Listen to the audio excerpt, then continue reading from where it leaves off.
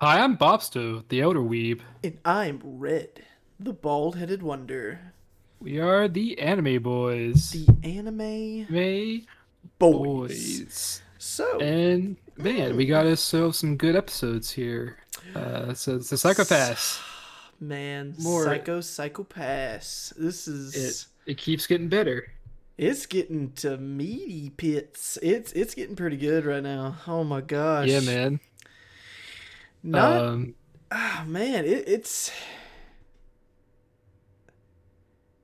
these are some I like don't think it's hit a low point in any episode. the It's closest would be episode 12, I think. But maybe I then wouldn't even say. that's still a good episode. It's just the only episode that's like sort of detached from the others, but it does give you I mean, Yayoi's if we're gonna talk about a backstory. real low point, I would say episode 13, Which one? because that's where we started getting all of the just them talking about things and Uh reflecting. I would say yeah, 13 was the moment of just a moment where everybody had to calm down because that was where she was. Although that episode 13 was where a certain somebody became a certain something inside of another yeah, thing. You know what I yeah, man. mean? But But can we just talk uh, about how awesome that Rubik's Cube looked at the beginning of the episode? oh yeah, dude, that shit's fucking sick as like fucking floating and shit. At first, I made Um, a joke about it. I was like, "That's a cool looking Rubik's cube," and then I got to looking at it further. I'm like, "Oh, that no, really is a it is fucking Rubik's cube." it is a Rubik's cube. It is I a thought it was sci-fi Rubik's something cube. she was doing with it, like to read psychopasses and shit. I thought it was just You thought it that, was tech, but no, it's just a straight up Rubik's cube. and it looks sick, dude. Imagine Hmm. how hard that Rubik's cube would be. Yeah, but then at the same time, you just give it to somebody who specializes in it, and they'll just crack it within like I don't seconds. know, dude, because like it Yeah, flashes a color so fast. You'd really have to be practicing the fuck out of it. Like yeah. I don't know. I feel like that would take more than just a few seconds to crack. Hmm. Like Uh, but before we get too carried away, I do want to mention, hey, if you like this video, give us a like, comment, and subscribe. Maybe, subscribe. you're not subscribed. Come Come on, on, man. Sybil System is Your psychopath disappointed. gets cloudier and cloudier every time every second you don't subscribe. Yeah, don't get them enforcer dogs on you now. They're a bit. Kogami He'll might fuck you fuck you up. up, dude. I mean he's got that light energy, bro. Like Yeah, man. Also, hey, follow us on Twitter. We're becoming a lot more active on Twitter now. yes, we are. And the link for that's in the description. Yes, please do. And We've got polls up daily just for just random things. We'd like to get y'all's support and just bring your friends in, kind of hop in, and we're gonna be posting a lot of our older videos on Twitter, so that you guys can just go from there and look at our other videos as well. yep. Um, but other than that, Other than that, um, Psychopaths episode 13, yeah, the Gino Red. reports. Yeah, man. The Guido reports makes it sound like some kind of report for like a scandal or something. It kind of is a Um, little bit. I mean, so if you think uh, about it, what happened, it kind of is scandalous. yeah, so good old Guido, he's sitting down there with his counselor. His counselor's like, "Yo, dude, you're getting pretty fucking cloudy. Yep. You need to be careful with that, man. I mean, If it come gets on, any don't you, further, we're gonna have to report it. And he's just like, look, man, don't harsh my vibe. listen, man. I'm vibing. I got it. I'm getting it down. Don't worry. I'm working on it day by day." It's like, well, hey, like maybe you should like talk to somebody. It's like, well, who the fuck I'm gonna talk to? My fucking mom. My mom's dead. I don't got a significant other, and my dad. Oh, don't get me started on my dad. My dad, he's just My a fucking piece of dad. shit. Fuck you, dad. Well, why do you say that? I can't tell you why. At least not now. But no, who else to talk to other than the main bitch herself? Um, Yeah, man. The chief, the chief executive of the Sybil system, or technically the whatever they call themselves. the MWPS. You could just call them public safety. I'm just I guess gonna because call it's them the public safety. that's what they Um, are. but either way, he's up there talking to her, and she's like, they're just going on this whole spiel about how there are no safety nets for the civil system, so that's why they work so hard to keep the civil system in line. Yeah. And I'm just like, dude. By the way, who was that they were talking about that they just kind of got rid of? Like, Oh, that's the Plastination killer. that was who that was? Yeah, that's the guy that killed Kogami's partner.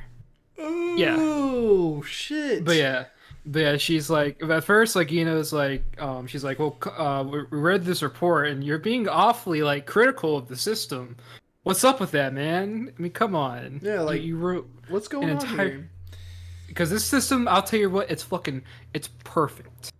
It might have a few cracks, but it's the fail safes that are in place and the perception of it being perfect is what makes it perfect. So don't be harsh on that mellow man. Yeah, and don't make me do what we did to Toma to Did you, Toma. bitch.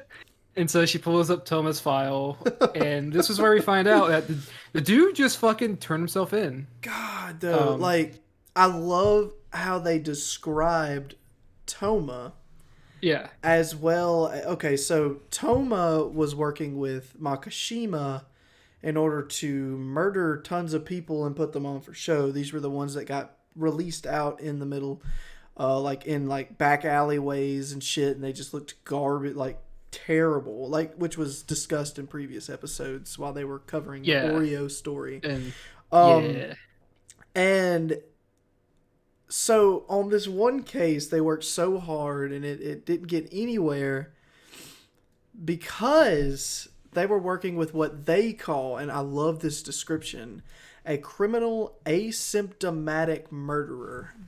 yes, That just rolls off the tongue, doesn't it? yeah.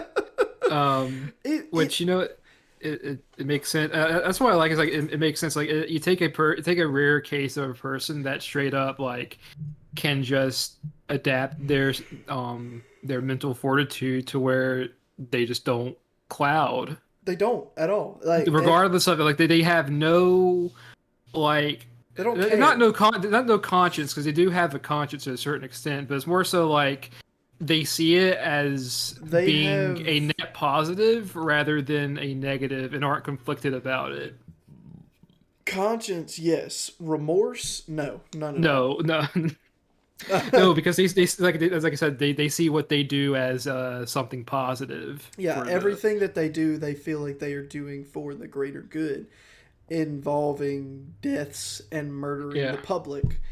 Uh, but we just it cuts from that. Was there anything else you wanted to say about that scene, Bob? So No, other than the fact that it also ties back to how to what Makishima's deal is, to where he's also criminally asymptomatic.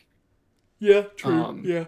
Which yeah, but that's the only other thing other than the fact that the chief here is big simping oh, for the dude, civil yeah, system. yeah. She is big sipping for Sybil. Like I think they get down under the cabinet a few times. I'm just saying.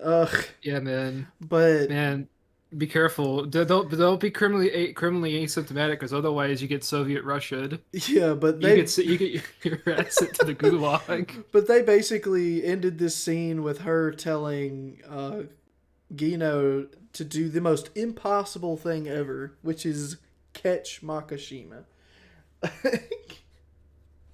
I just Yep. want you to catch him. It's not that hard. Just Just come on. We need to do it. catch him. We don't even have it. We don't have a face right now, but yeah, it's She just was catch him. she was just like, do it now. Shoo, bye, get out of my face. Get out of here. I gotta solve this fucking Rubik's Cube before the day's over. She Um, solved it in the middle of that scene though. yeah. No, Um, she's gonna shuffle it back up and start over. yeah, but oh, speaking of which, did that fucking awesome reflection scene off of that looked Yeah, dude. incredible. Like it was basically like Gino was reflecting off the caps. I guess you'd call them caps of the Rubik's cube.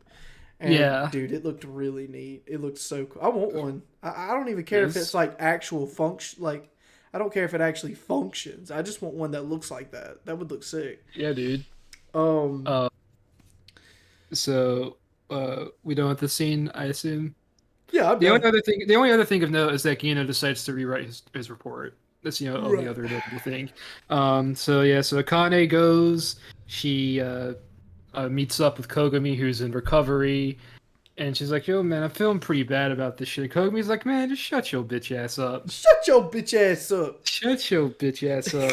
Listen, it wasn't you that failed. It was your dominator that failed." Yeah, you fucking idiot. Man. She's just Also, like, go ahead. sorry, no, you go ahead. I was just gonna say she basically just got shut down again. Like this scene keeps reoccurring. Like him in the hospital bed, fucked up, and just completely telling her what for. hmm and rather interestingly, Kogami is talking about not talking about. He's reading Heart of Darkness, I didn't even notice which that. is yep, which is the book that Apocalypse Now is based off of. Huh. Yes. Well, all right then. Interesting. hmm I didn't catch that, nor would I have known that. It's So, something. It's something because he doesn't bring attention to it, so it's something you'd have to be looking at the actual book when he puts it down. right. Um, But either but way, she just. Akane's getting her fucking brain dance on. Oh, dude, yeah. And Ko is not fucking happy about it. Yeah, man. Gino's against it. Ko's upset about it. Uh, Because if Akane was a regular human, this process would either permanently damage her psyche or horribly cloud her psychopaths. exactly. But she don't give a damn. But she don't So, give a damn. She's a fucking sociopath. You know, she might herself be criminally I asymptomatic. think she is. You She don't just know. hasn't acted It's upon it never, yet. yeah, it's never stated in the series why, other than what Masaoka says towards the end of this episode. It's never hardcore confirmed, but I feel like she may have a little bit of that criminal I'm asymptomaticness almost certain within her. she's definitely that. Like, cause I even put that as a note in this. I was like, "There's no Mhm. way." So this bitch went to a funeral, relived Yep. her funeral, Yep. caught a perfect image of Makishima, and got bitch slapped in the same day. Yeah. So I want to talk about the fucking mind scoop sequence because I really like how it's interpreted and shown as like this like multiple different memories like melding into each other. You know what it really reminds me of that I don't know if you played or not? What is that? You ever played Mario Odyssey? Oh yeah, man. So you know that first capture that you get with the frog? You don't even gotta say anymore. Dude. Oh man, I'm just imagining fucking Akane Oh! waking up with the fucking hat and mustache Dude, on. I have to say the funniest part about that scene is just the noises he makes. He's like, oh, Yeah, oh! And that's basically what she did when she come out yeah, of the scoop. yeah, dude. Oh man. I mean, but thank you for bringing up that very small indie title, Oh my god, Mario sorry. Odyssey. Sorry about that. No, it's all good. So, one thing I like as well, so like because like Gino's like trying to talk her down throughout before she even straps in, and Akane is especially motivated considering that this entire case is a private one Yeah. and it hasn't gone public, meaning it's even going to be even harder to find this man without a face. Mm-hmm. But I want to talk. I also want to talk about the fucking expression she has when she gets out of the mind scoop. Because man, Dude, she was fucked. Like, dude, she come out and she was just tranced. Like, yeah, wide fucking. eye, just shock, This completely. is something you would see on a just absolute broken person. Like, and all it Mhm. takes is just a bitch slap to A get bitch it slap back. from Gino. Yeah, dude. Gino's just like, get your shit together, bitch. Like, and then she just goes It's back like, to being the same old Akane. She's just like, oh yeah, I'm here. What's up? yo, what up? Sorry, that. Thank you for staffing me out of that. it's like that scene from the airplane where the woman's going hysterical and there's just a line of people beating the Yeah. shit out to beat the shit out of her. But then we get a cut, which it's another cut over to Ko escaping the hospital, uh, talking about burning it down and shit. Yeah, that's why it's like he's like, oh, they let you out early. What'd you do? He's like, ah, man, I've threatened to, like, hurt them and burn down the hospital. And fucking Kaguri's like, oh, it sounds like you, man. And then Koga's like, nah, I just talked them out of it. Then again, like his presence is probably enough. And then his immediate question was about Akane and how she was doing, and of course, they just gave that report. Like, oh, she's doing great, perfect. But Her fucking psychopath fucking spiked and immediately dropped. it Like didn't that's even the crazy spike shit. though. Is the problem? Like it just Yeah, slightly raised. it raised a little, It didn't and then even just go above 70. Is what mhm. I saw from the chart on the anime. It was like this bitch didn't even get close to 100. Like Yeah, holy shit. Like but and oh Kogumi's just like, man, oh, that's good, and then pulls up a fucking fantastic image of Makishima, just the perfect image, and then yeah, man, he's got. shit starts to go the fuck down. It's like, yeah, now we got you, bitch. Now what you gonna do? And they're able. I like how as soon as they put it in, they immediately are able to link him to Every the Oreo other case, every other case that he's been tied to so Yeah, far. dude. And I just loved that one image on the screen where it's just got the ties that keep breaking down into like a flow chart. Yeah, And the Makishima flowchart. yeah, it looked really fucking neat. But that happened, and then all of a sudden we get this really touching moment between The Gino Gino and and Masaoka. Masaoka.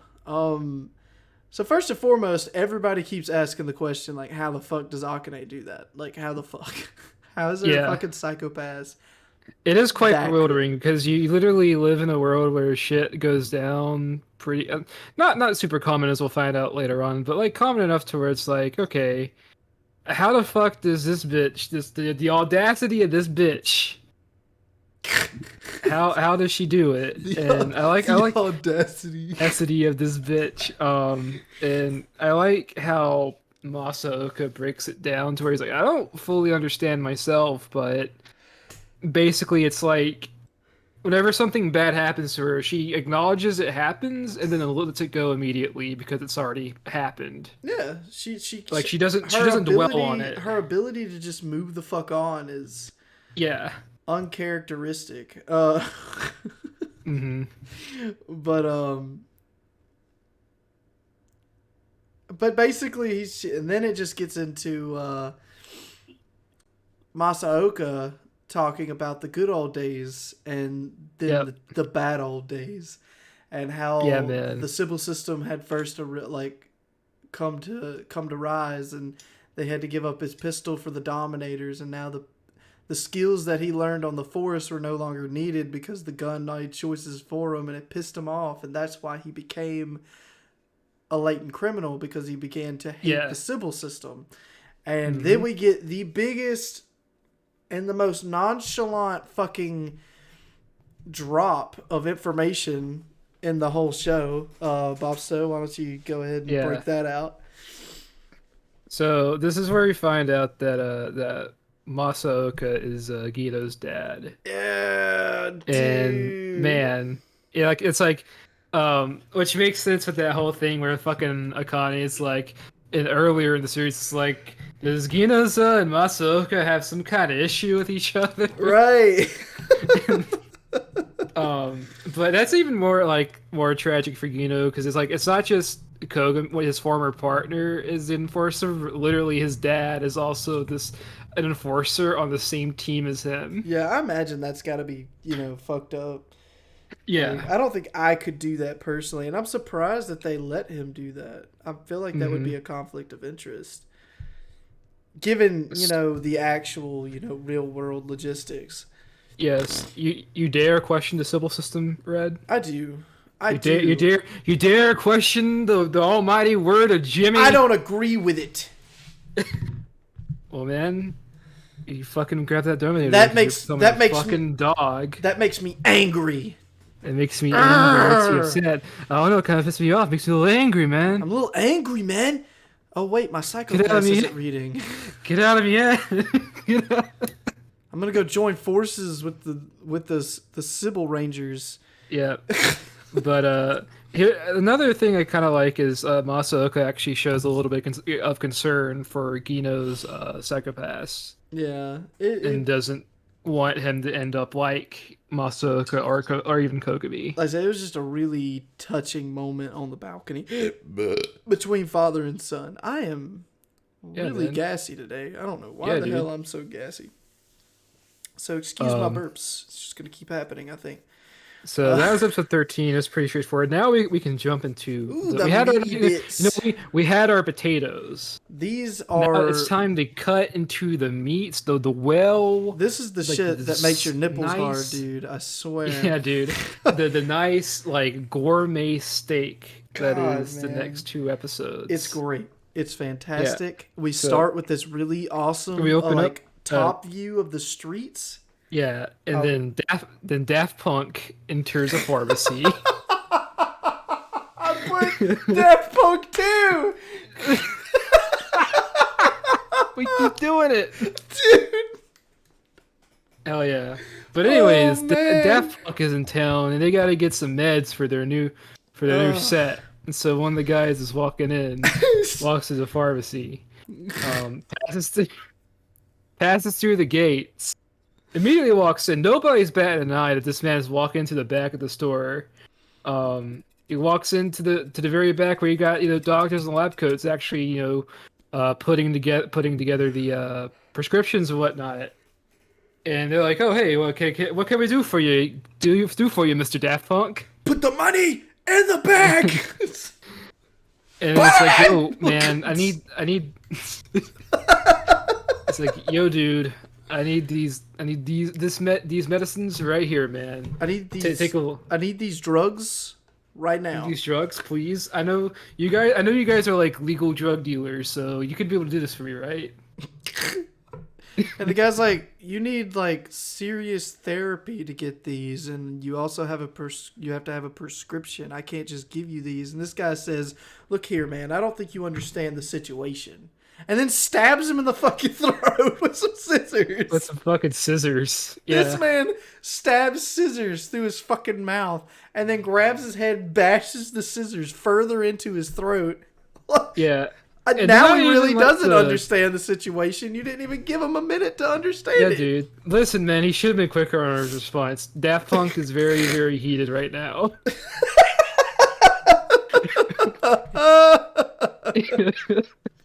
Dude. So the thing I want to remark about the scissors is it's not like a good pair of nice sharp scissors. These are like regular ass scissors. Just kitchen scissors, like Just kitchen scissors. Like you just cut up like a fucking newspaper with it. And just imagine just getting stabbed in the fucking mouth with a pair of scissors. with a pair of fucking scissors. And then he just, moves on. And he's just like, "All right, lady, what about you?" And Can you give me the medicine? Immediately pulls out his pen. it's like, "Put the money in the bag!" Cha! Stabs her in the fucking stomach. And then we just get this cutscene. I am better, faster, and stronger.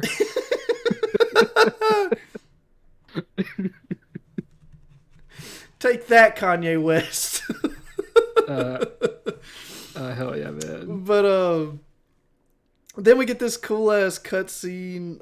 Well, not the cutscene. I'm talking about we get the intro, and then it cuts us into the team back in action, all together, baby. Sweet ass police cars running through. You get the line of fucking robots rushing along. You get the Dominators busting out of their casket. It's man, fucking awesome looking, like badass, like NCIS shit going on. And we get this cool scene of Akane holding the Dominator in her hand, and she's remembering back on what the Dominator did with Makishima, and she's now, having second thoughts about it. And then Ko comes along and just bout knocks her to the fucking ground. Yeah, dude. Says, "Look here, bitch. Get your mind off of it. We got shit to do. Let's go. Let's roll." Let's do this shit. She's like, "Okay, cool." They go in, they investigate. First of all, I don't know if you noticed this, but there are a few cuts in this scene where they're investigating the crime scene. Mm-hmm. And you can see like the lady's like body, and she has like pins in her fucking mouth and shit. She's got pins in her mouth, like she's got the fucking scissors. She's got so many things sticking out of her body, dude. Hell, I think I even saw like with one of the like pins that were hollowed out. I could have sworn you could see like a very faint like blood staining on the inside of it as well. It was a crazy looking scene, and those little microbots are working their ass off, dude. They are, dude. They're all over the room, just picking up shit, throwing it in a little box. They're like Pikmin, but robots. Yeah, they're fucking awesome looking though. I love the continuation of like these appearances of these things, because I love these little micro robots. I want one. I don't even care what it does. I just want it to sit on my desk and feed me popcorn. Hell yeah. And train it to, correctly use the popcorn button. Hell yeah. Oh, we don't talk about the popcorn button here. Oh yeah, I think we do talk about the popcorn button. That's a very sore subject. We're moving on now. What do you mean sore subject, Bopsto? What's so? Oh, sore? It's a very hot subject, I should say. What's so bad about the popcorn button? Buddy? I'm evading it because it'll cause my psychopaths to decline if I start talking about the popcorn button. I think the audience here really wants to know. We'll give, you know what? Hey, if you want to know about the popcorn button, hey, give us let us know in the comments if you want to hear about the popcorn button. We'll talk about the popcorn button. If this video hits 50 likes, we'll talk about the popcorn button. We'll have a whole discussion about it. Hell yeah. But so we find out rather interestingly is that, well, hey, the scanner didn't it let him through. Yeah, his psychopath was clear, even though this dude shouldn't have had a clear psychopath. And let's just, for anybody who didn't catch it before, this man's wearing a funky looking helmet. Like, that's why we keep making the fucking the Daft Punk jokes. He's wearing a funky helmet, and they find out that this helmet is able to deceive the Sybil system. And we'll get into how it does that in a minute. But they find out that it's causing the Sybil system to give off a psychopath of normal, color. But we also find out another thing as well, and that is if you pass a scan and are flagged as safe, nobody fucking bats an eye at what the fuck you do. Yeah. Like, there are no safety nets at all for a malfunction in the Sybil system. Like, no safety nets whatsoever. And this is crazy because we just get this cut between Akane talking about how there's no safety nets for it into this creepy scene of the same guy in a crowd. And shit gets fucking serious. He's in the crowd. He's stalking this one lady on the phone. He bumps into her. She goes around him. And she's like, oh, whatever. And she's constantly talking to him. And then he just jerks her around. And they're staring at each other. And she's just like, huh? And she's just fucking stun locked, you know? Yeah. And he just pulls out a hammer. And she just stands there. The dumb bitch just stands there while this man has a hammer in his hand. And he just whacks her upside the head. And just hard as he could. She hits the ground flat.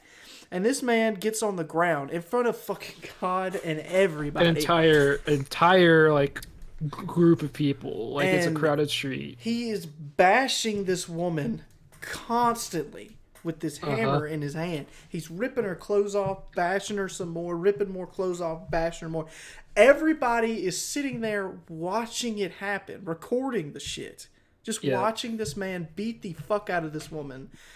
And It's there's a psychopath, like, I don't even know what to a, call him. it's a scanner like right above the spot. No, no, I'm talking about the Oh. robot thing. The fucking oh yeah, the drones come in Yeah, that drone. and it's like and it's with it has this like little hollow disguise Yeah. And it says, and I see that someone might be distressed in this area. Did somebody get hurt or terribly injured? yeah, You need to seek therapy, right? As this man is bashing her fucking skull in. yeah. And And the thing is, the woman doesn't even react at all. Like she's just she's just there. stunned. She's there. I mean, Yeah. wouldn't you be in this situation? I mean, Yes. Well. after I get bashed in the head with a hammer, I don't think I just get up, you know? Yeah. So we get into this interesting thing. I guess we should go ahead and have the tangent now of like so with the society, everything is so due to the civil system and how effective it is with crime detection or taking out outliers like this. People are lulled into this like false sense of security where they're like, okay, as long everybody around me is safe because they've passed a psychopath's scan, Right. And and there and in fact there's probably no violent media or anything of the sort, so they're probably not even exposed to violence on any form or level, so it's not even something that they think about. yes, because the civil system has been living their lives for them, essentially. Yes. They have no sense of danger. Their fight or flight response have been nulled. Like, I wouldn't say null, not quite yet, but it's definitely hampered. Like it is okay, stunted. I would say stunted. stunted's a better word. Yeah, I could say that their sense of danger is so gullible now. That's an even better word. Yeah. That they think that they are safe no matter what, and then they just get this wild scene of this man just beating the fuck out of this woman in broad daylight. And Hell, they don't know what to fucking do because they're scared that the civil system's gonna read a psychopath of a different color if they step in.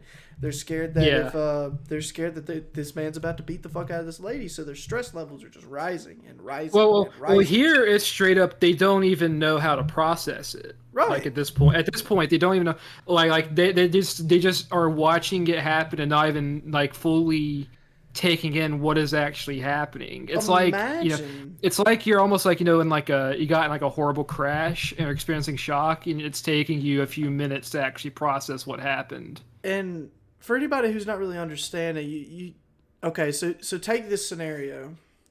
You live in a world where criminals are nowhere to be seen because the civil system takes them in before they become active criminals, okay? You have that type of system, okay? Now, given this system, they are constantly monitored on the net, in the middle of day, by cameras, by everywhere that they go, the train, the bus, the fucking everywhere. They're constantly being read by their psychopaths.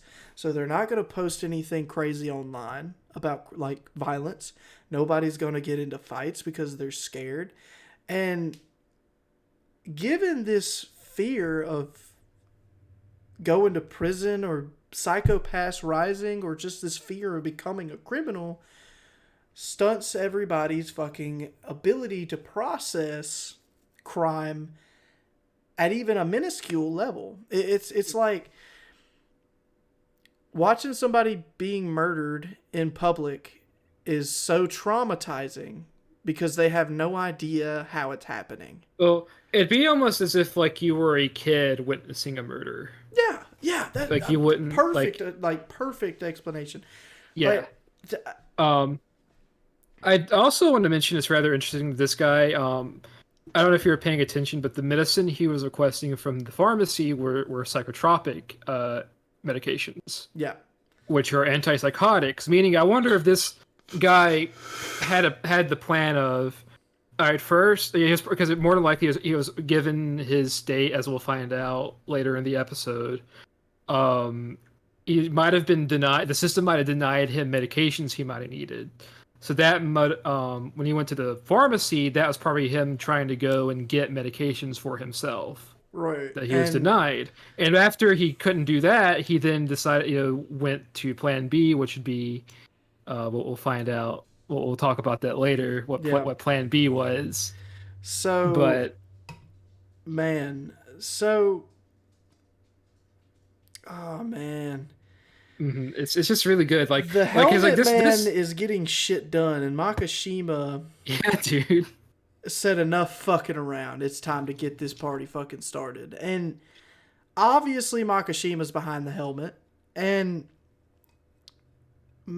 oh my lord. When you say um. behind the helmet, you mean behind distributing the helmet and not Oh yeah, actually excuse me. literally Yeah, yeah, let me yeah. rephrase. Bad term of Rephrase. phrase. Yeah, yeah. He's The giving people the helmet in order to, and this is where we find out how the helmet actually works. Um, Once we get into this like really awesome fucking chase scene, so we get this scene of these other three guys with the same helmet. They put it on, and we're gonna talk about this scene because it integrates with the other scene, and we're gonna talk both about both scenes in two different times. Okay. already. So the first scene I want to talk about is the less serious one, which is the three guys who are trying to take down. So they're worried about going out and doing this job to begin with because of the psychopath readings. So they were weary about if the helmets would actually work. So after they witnessed this man beat this woman to death on the ground in front of God and everybody, and his psychopaths remain completely normal, they're like, "Oh shit, this thing really works. So let's fucking hit it."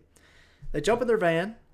They go down the road. They stop an armored car and steal Yeah, all dude. of their fucking weapons out of the armored car. With fucking like shit with fucking shop tools nonetheless, like Yeah, nail guns and just shit. fucking shop tools, man. And this is crazy on multiple levels because guns are no longer a thing other than the Yeah. Dominators. Or even other like practical weapons like knives, like they have to use makeshift like make do with what they have, They have to do like which I they fucking have to make like love. prison shivs and use like work tools and like saws and nail Yeah, guns and staplers. It's crazy. Like, which is but really cool. Hey, they use a nail gun to shoot the tires out of this armored car.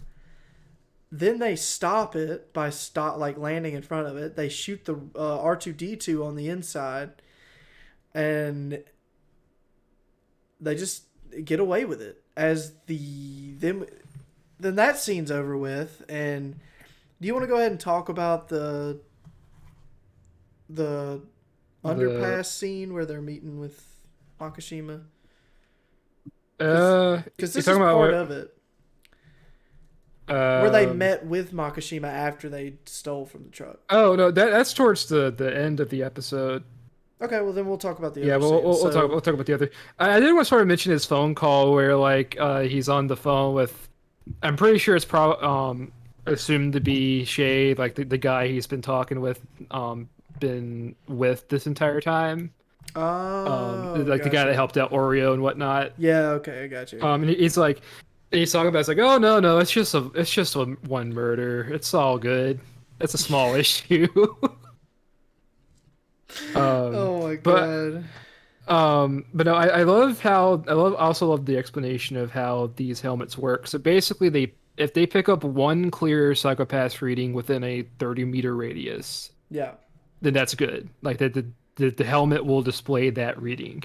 Which is Um, awesome if you think about it. Like, they can commit crimes in broad daylight. The system can't do anything about it just because the reading is copying another fucking civilian's reading. Imagine how yeah. crazy that is. But so Kogami and crew are trying to piece together um how these two seemingly random crimes fit in.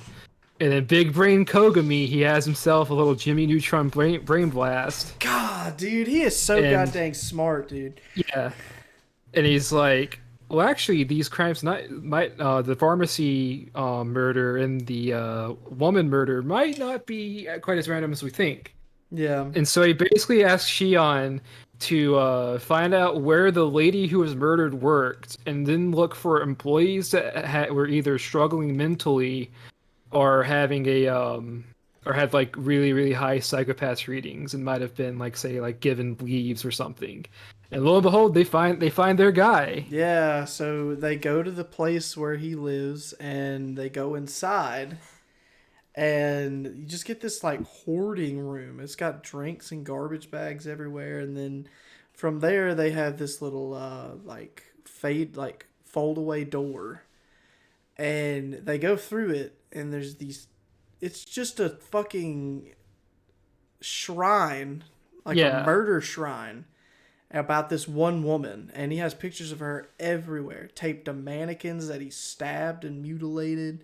I mean, just The mannequins have fucking bruises on them, yeah, which he is drew like, bruises on them. yeah, That's how mentally unstable this man was. He drew the injuries onto the mannequins. It's like holy shit. yeah.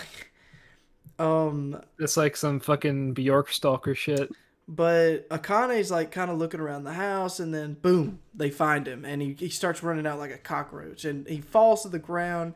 Kogami is pointing the Dominator at him, and it runs off, except instead of it reading his psychopaths, it reads Akane's psychopaths.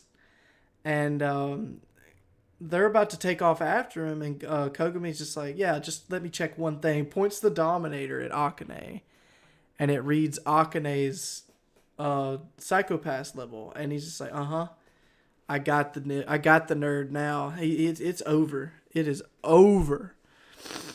And so he comes up with this crazy fucking plan. Like, go ahead. He's like, all right. He starts running because both him and Masaoka are chasing. This is like, hey, Masaoka, let's cut around, um, and try to corner this dude.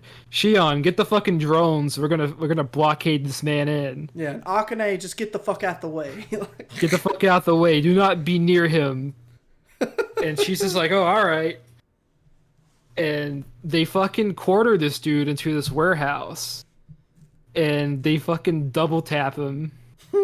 They do. It reads his psychopath as 282, It's and like it stuns 282. him. Which 300 is the point of elimination. Yeah. But the gun just stunned him, and we get the scene where they're just bringing him in, and then we get the Makishima scene.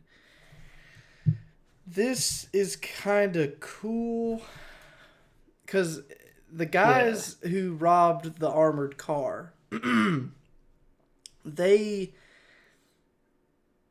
after figuring out that Makishima has all these helmets, they're like, you know what? You're a fucking idiot meeting us down here by yourself. They try to strong arm Makishima. Mm-hmm. And Makishima's just like, look, this was supposed to be used as a tool to bring the Sybil system out to light and to cause panic to show that the Sybil system isn't all what it's cracked up to be. Yeah. But then you got people like you. Yeah. Well, specifically, it's to prove how people lack the awareness and the threat assessment. Yeah. And to basically show basically that they don't take matters into their own hands and just accept the system. And then that's where he basically fucking roasts these guys like, you guys are about the same. And then they go to attack, but let's just describe in layman terms what he said, right? Okay. Yeah. Get fucked, nerd. And just have you seen Guilty Crown? I'm gonna pull some fucking guy shit on you, dude. I haven't thought about Guilty Crown in forever. Yeah, that's what I maybe thought about is the resistance leader guy. I need to go back and watch that again because that was such a good one. I want to cover it on this podcast. I do too at some point because that's such a good anime to watch. But yeah. He pulls some fucking Guilty Crown shit. Yeah, knocks everybody to the fucking ground, and at the end, he shoves a fucking bottom side of a baseball bat, and this is a metal baseball bat, Yeah, down man. this man's throat and then bashes it further with his fucking hand. Just crushes his fucking throat. Yeah, dude. It's like a ketchup bottle. And fucking ketchup bottle. But that ends the episode there. And Yeah, man. episode The 15, 15. Whoop whoop. That's the sound of the the police. police. Whoop Whoop whoop. whoop. It's fucking go time. Yeah. Oh man. We just get this epic scene of the police just scattering everywhere, and then all of a sudden you got Twitter's going fucking nuts right now, man. It's like Yeah, man. there's the civil system's down. These guys are the guy. I want one of these helmets, and then Makishima provides them with these helmets. Just has people lined up to get these fucking helmets from the van. Yeah, dude. And what's it time for? A crime spree. Let's Yeah, fucking do dude. it. Fucking mass chaos. And that's exactly. Not even the elderly is safe, dude. Dude, I like so like most of them like so the a few of the ones we see so like there's one guy that stabs a few people and then holds a woman hostage with a fucking like surgical saw Dude, that and was it's like so nuts. It was a handsaw. yeah Like, it's a handsaw and he's like give me all your credit cards and anything that has money on it just yeah, give and it give to me all of your passwords. And yeah I imagine she did, and then still got murdered. But and then the um, fucking elder and then this goes to show like how fucking dumb some of these people are so you get this elderly couple that are like horribly fucking beaten and bloodied and this dude's like looking for like spare change that they might have. He's like I know you old people keep real money because I heard that on the television once. God dang. And the And fucking elderly people are just like well we don't keep it we don't keep real money because we were told it wasn't safe. And And then it's it just like immediately clicks over to this fucking group of guys. I guess they're inside just. I don't even it's like think it's a. it's like a school. I don't know if it's a school or an office or what, but they're holding a bunch of. The helmet guys are holding a bunch of the civilians, hostage. And they are just like, look, you guys got everything going for you, and the civil system does Yeah. nothing for us. Mm-hmm. And It's specifically because they are honor students. so it was a school. Okay, all Yes, right. yeah. I Well, you did gotta not. remember the school that this everything is super government regulated, meaning the schools probably look more like government offices I suppose than you're actual right, yeah. schools. But they stab the first guy, and they're just whittling down the group, and then they set this woman on fire. Yeah, they're just like slowly, systematically are killing these people like one by one. Yeah, so And they they poured set one lady. gasoline. Yeah, they poured gasoline over this woman's head, light her on fire, and then the sprinkler system puts her out. And she just looks so terribly charred. Yeah, like this anime doesn't fucking hold back on like certain details like that. Right. And man, that did not sit well with that one guy. Yeah, dude, that one guy decided he's had enough. He's like, I'm gonna fucking fight back. Dude doesn't even get I'm like crazy about it. He doesn't make any Yeah. aggressive sounds. He just gets up and stabs a guy. He's Just uh, as he's smooth as could be, bro. Like he decided he's chipping in. He's never backing down. he just fucking gets up and slides a knife into someone's fucking chest. Yeah, dude, just And- nonchalantly. So that just sends the public into turmoil. Now the public is starting to defend themselves with the false information that if they defend themselves, that their psychopaths is fine. Yeah, So they start murdering the guys with the helmets and then taking the helmets so that their psychopath levels can be read. And it just creates a huge fucking mob of people. yeah, dude, it's fucking nuts. And then it cuts us over to Makishima, the fucking menace that he is, soaking up that cake full of tea. Yeah, dude. So I really like this conversation, especially with certain things. So basically, he's sitting there with Shay, and they're talking about the city and how he always likened the city to like settings from some old novels he would used to read. And I'm gonna go on a bit of a mini tangent. So Go ahead. um, Shay brings up Gibson. In this particular context, he's talking about William Gibson, who wrote the novel Neuromancer, which is basically the book that inspired like cyberpunk as a genre itself. Um, and then Makashima says no, it's more like Philip K. Dick. Philip K. Dick made books such as Minority Report, and the other one he mentions is Do Androids Dream of Electric Sheep, which is the book that would go to inspire Blade Runner. Damn.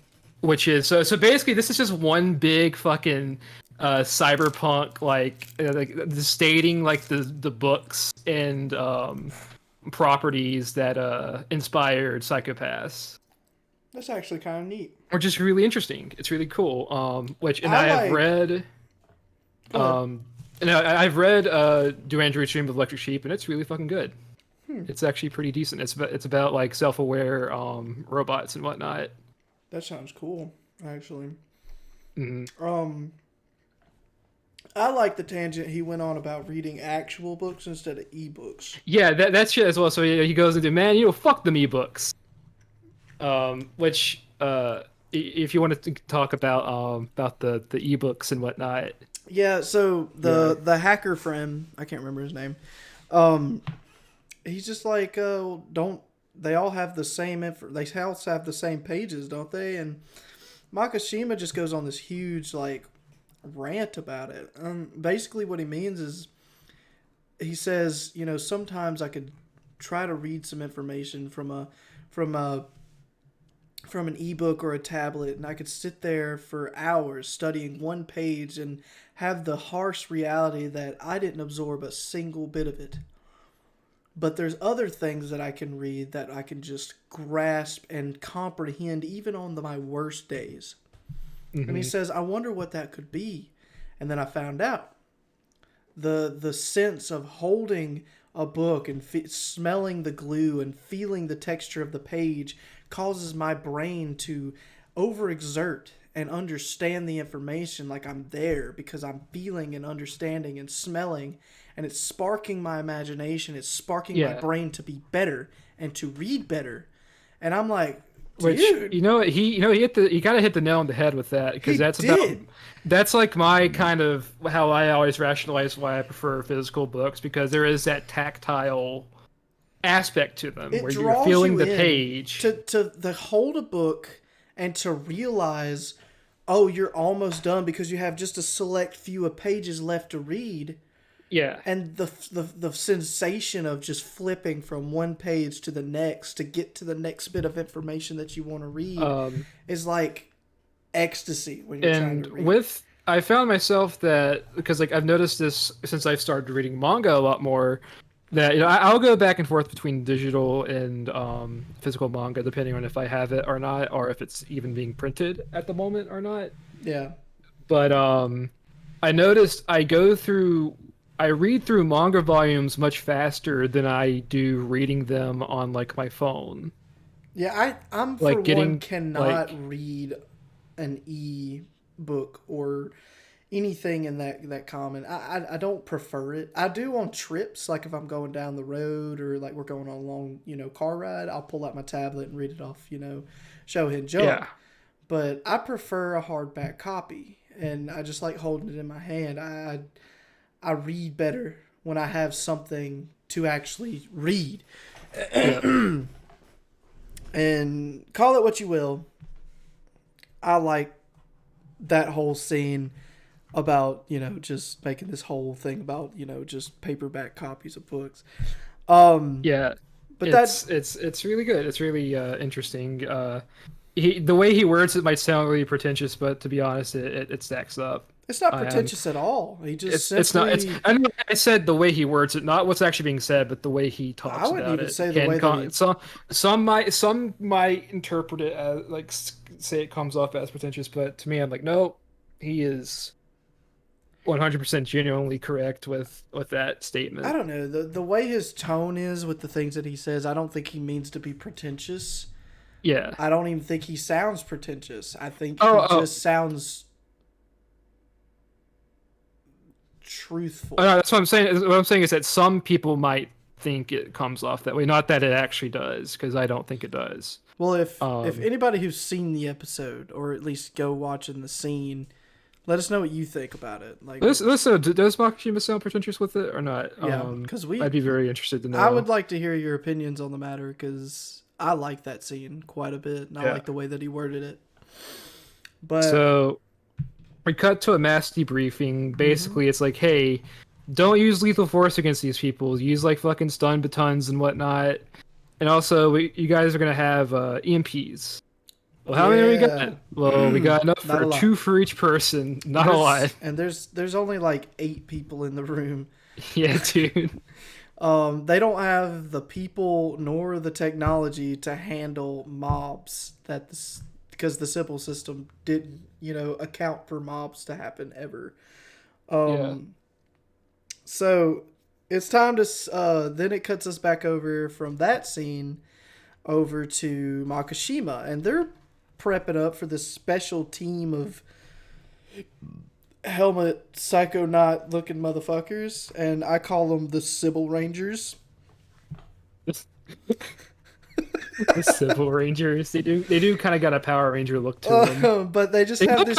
They kind of have like almost like a Zero look to them to some regard. Yeah, I agree Just like with that. just like purple instead of gray. Or or that one guy off of Future Diaries. Yeah, that too. But Yeah, the either fucking way, they're dressed hell all the yeah. same in this like uniform style, and I like this part because it cuts us over to them getting ready and says, "Okay, what are we waiting for?" And then it cuts us back over to um, Kogami and Akane and that other guy in the back seat, the orange-haired fucker. I don't remember his name. Um, Oh, Kagari. Kagari, and they're getting out to stop this mob. And this is a cool fucking scene because Akane warns them, "Hey, stop! Put your hands behind your heads. Drop to the ground. This is a warning. We simply just doing this for your protection." And they don't stop. So Kogami's just like, okay, force is the only option.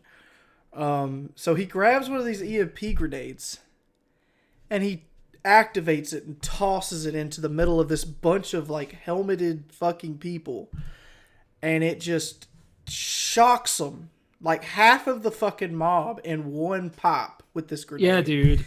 He made it count. He He made that. definitely fucking did, and they drop to the ground. They're still trucking. The rest of the mob's still trucking, and Kogami's just like, "Look, give them a second warning," and that's what they did. That final warning really triggered the mob. They're just like, okay, whatever.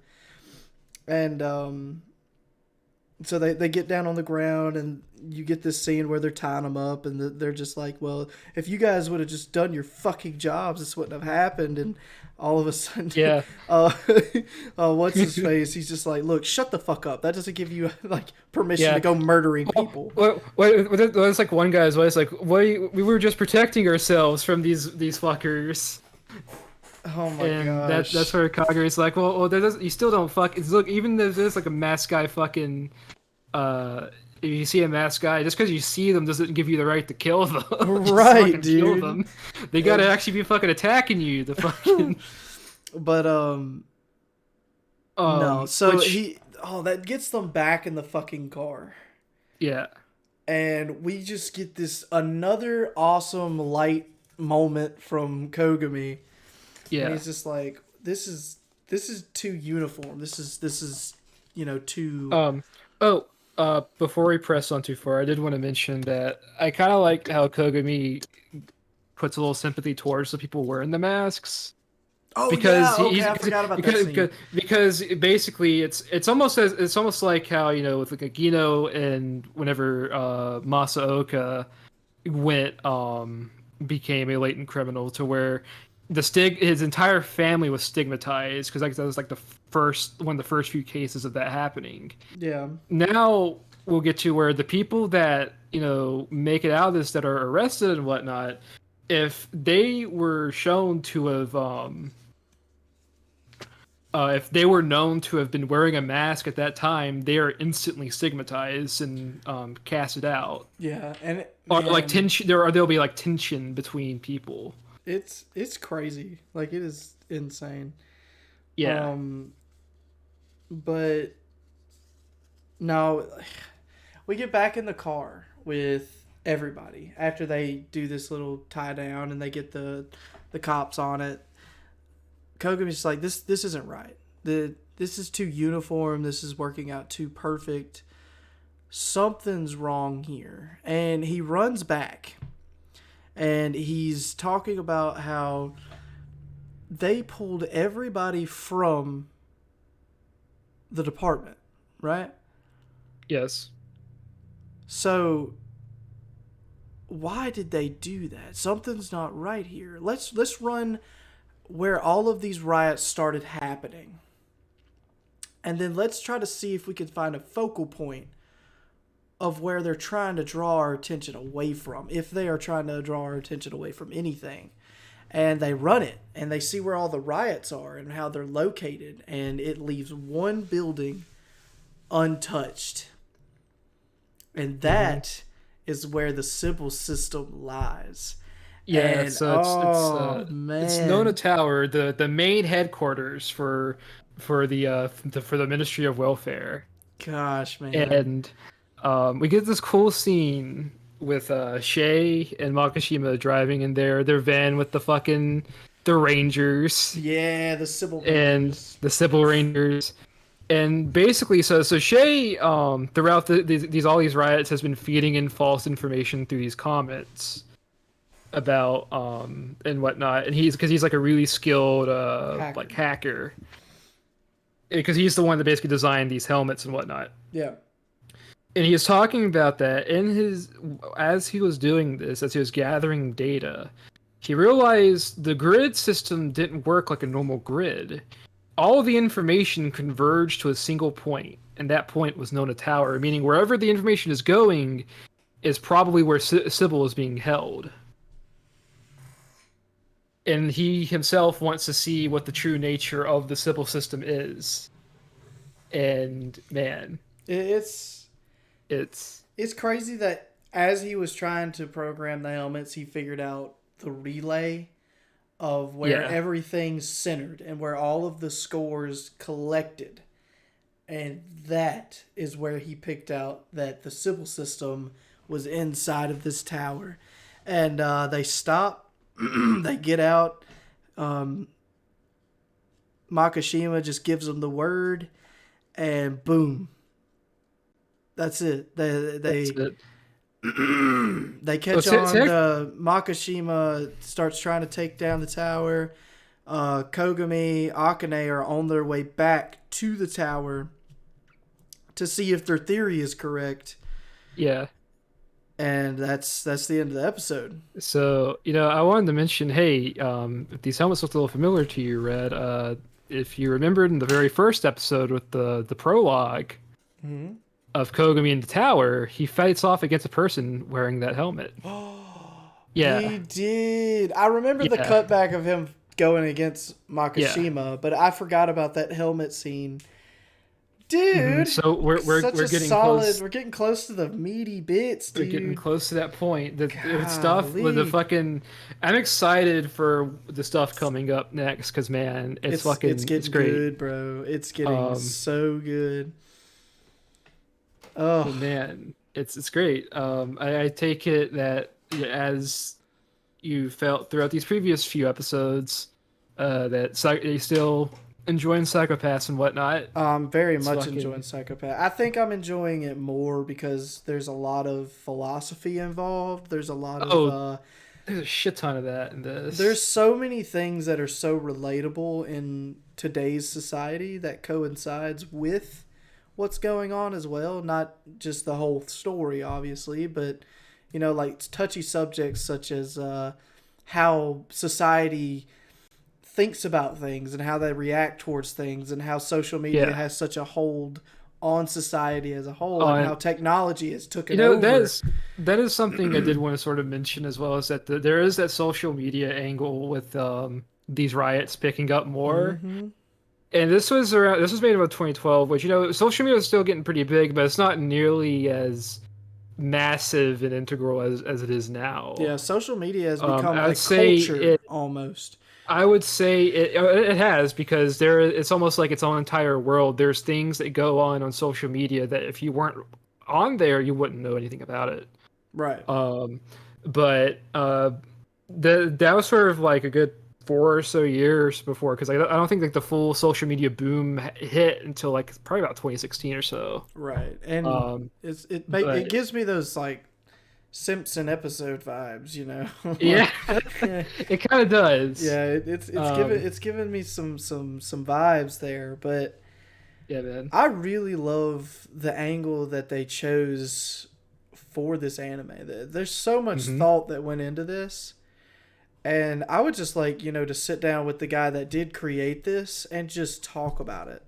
And just Yeah, man. essentially just pick his brain a little bit, cuz if he could just sit down and think about this shit, I would imagine I would love to hear his theories on like real day society and stuff. I think that would be something really enjoyable. I mean, obviously, that would be really hard to do, trying to Yeah. get somebody like that pulled onto our podcast. But hey, that's a goal. Maybe in the future. But I don't know. I'm really enjoying it thoroughly. Thoroughly. And I'd have to say, this is the first anime that we've watched that really has me sitting back and thinking about things more. Because Hmm. they hit so many different subjects, and you really have to pay attention to what they say with all of the literary quotes and authors, and just all these things just kind of bundling up at once. And Hmm. some of the stuff I don't even know, and that's a cool thing that Bopsto does know it, because we can get that information to you. But Yeah. I guess that's why I like doing this, is because it I like the confrontation that we get into and the things that we talk about. So, and I this would this is say. definitely leading into that type of thing. I like getting on these little tangents about certain subjects. Yeah, Um, dude. Which mentioning of Do Android Stream of Electric Sheep, actually, as this anime's mentioning of it, that made me go check it out in the first place. oh, for real? Yeah, that's what made me decide, because like I already knew of like Blade Runner. I think that's even before I even watched Blade Runner. Right. But as soon as I saw it, I was like, oh, okay, I'm gonna go check this out, Yeah. and I did. I was like, okay. But Um, I've said my piece. What about you, Bobsto? Again, as I said before, this is a rewatch for me, and man, it's still really good. I remember being really fond of the Mask arc, Mm-hmm. and man, it was as good as I remembered it was. Oh yeah, it's Man. getting good for sure. But other than that, I guess I can carry us away. Yeah, do it, boy. Well, I'm Bopsto, the Outer Weep, And I'm Red, the bald-headed wonder. and you just got done watching the Anime Boys. The anime boys. Boys. See See ya. ya.